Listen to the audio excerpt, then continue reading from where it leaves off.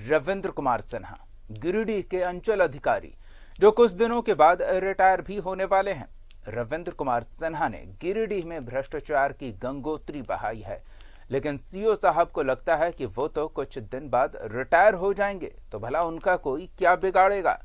CO साहब आज खुद न्यूज़ 11 भारत पर इशारों में अपने भ्रष्टाचार की कीमत भी बताएंगे। देखिए रिपोर्ट। तस्वीर को ध्यान से देखिए। ये हैं गिरिडीह के सीओ रविंद्र कुमार सिन्हा।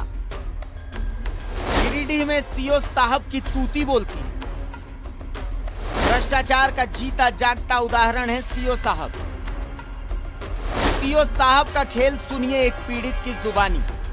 मैगजीन में मेरा जमीन है 8 एकड़ 58 डिसमिल, खाता नंबर 6, प्लॉट नंबर 391, 392, 393, जो पूर्वजों को हमारे दादाजी के नाम से बंदोबस्त के अनुसार से प्राप्त हुआ है, जो कि मेरा अंचल में भी मेरा रजिस्टर 2 पर मेरा एंट्री भी चल रहा है। मेरे पास में रसीद है, सब झारखंड का रसीद, मैंने बिहार का रसीद कटाया हूँ।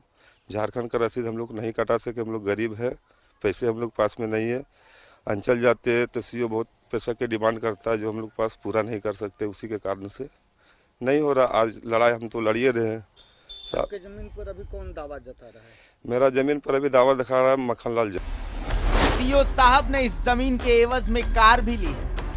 के फेवर में करने के लिए 18 लाख रुपए, जो कि एक नया गाड़ी भी सीओ साहब को खरीद के गिफ्ट में दिया गया, जलान दिए है वो दिया। देखिए है गाड़ी है, क्या बोलते हैं, अभी नया को सादा रंग की गाड़ी निकला हुआ है, एक सीवी ने क्या बोलता है। अब दूसरे पीड़ित को भी सुन लीजिए। मौजा बोड़ो, खाता 7, प्लॉट 733, रकबा 25 डिसमिल की खरीद किया। खरीदगी पश्चात मैंने अंचल में जमाबंदी कायम कराया। जमाबंदी पश्चात रसीद निर्गत की हुआ। रसीद निर्गत पश्चात मैंने सीमांकन कराया। सीमांकन पश्चात अंचल अधिकारी रविंद्र कुमार सिन्हा द्वारा LPC निर्गत की गई। काफ़ी समय बीत जाने के बाद उस जमीन पर अंचल अधिकारी कर्मचारी गौतम कुमार द्वारा एक फर्जी आदमी को खड़ा किया गया। रसीद संख्या 148030 के आधार पर फर्जी रसीद को ऑनलाइन जमाबंदी चढ़ा करके उनका ऑनलाइन रसीद भी निर्गत कर दिया।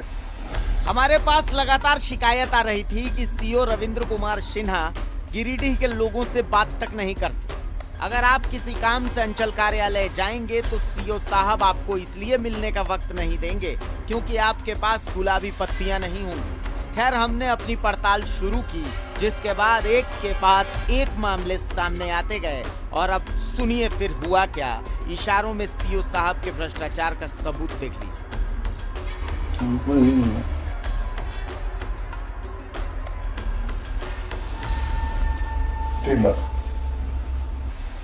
सीओ साहब रिटायर होने वाले हैं। सीओ साहब को लगता है कि एक बार रिटायर हो गए तो फिर कोई क्या कर लेगा।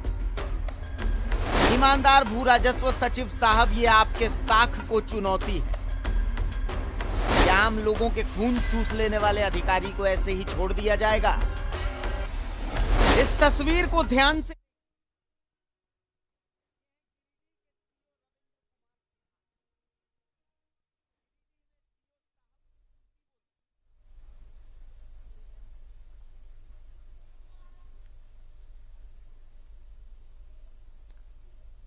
गिरिडीह सीओ साहब का खौफ इतना है कि गिरिडीह की जनता इनके खिलाफ कुछ भी बोलने से डरती है। सीओ साहब की पहुंच इतनी है कि वो लोगों को नौकरी तक से निकलवा देते हैं। सीओ साहब की इतनी कहानियां हैं कि हम बोलते बोलते थक जाएं, पर कहानियां खत्म ना होंगी। थोड़ी डायरेक्ट कर्मचारियों से लिया किया सब। कितना लिया? वो कितना लिया तो बताता नहीं ना। आपको कितना मिला?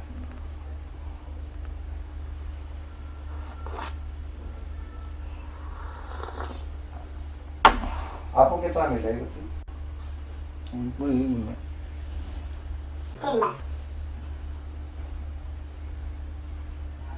3 लाख में बन गए। कोई काम था, कोई काम था तो रद्द हो गया वहां से। और किससे लिए?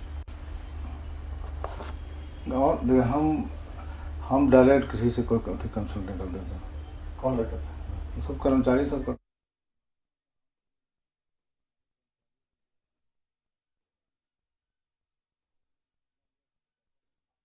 रविंद्र सिन्हा हैं गिरिडीह के सीईओ और न्यूज 11 भारत के स्पेशल मुहिम के तहत इनके कारनामों को हम उजागर कर रहे हैं। झारखंड में लमी जमीन के लेन देन को लेकर जितना गड़बड़ झाला होता है उसमें सीईओ की भूमिका संदिग्ध ही रहती है।